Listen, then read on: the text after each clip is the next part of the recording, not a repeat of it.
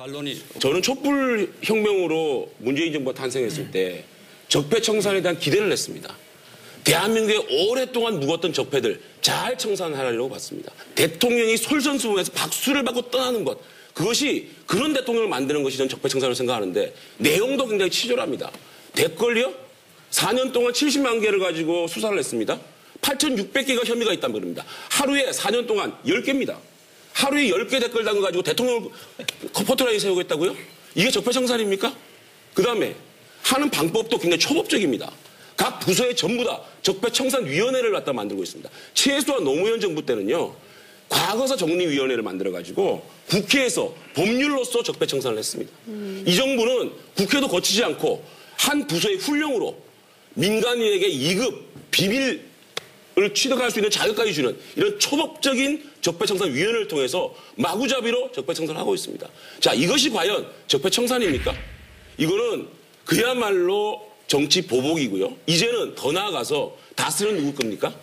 이런 식으로 신정부 언론에서 여론을 만들어가고, 자, 이런 것이 정치 보복이 아니라면 뭐가 정치 보복이겠습니까? 문재인 정부 적폐청산 제대로 제도와 시스템을 통해서 국회와 협치를 통해서 저는 적폐청산을 해야 된다고 봅니다. 이런 잘못된 행태가 우리나라 공권력에서 반복돼서는 안 된다.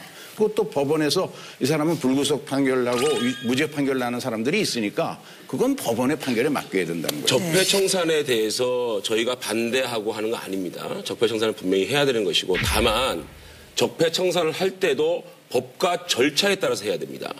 법과 절차에 따르지 않고 초법적으로 하는 부분에 대해서는 이것을 법치가 아니라고 하는 겁니다. 법과 절차에 따라야 그게 법치고 나라나온 나라가 되는 거죠. 자, 지금 한 예를 들겠습니다. 국정원 적폐청산위원회에서 메인 서버를 깝니다.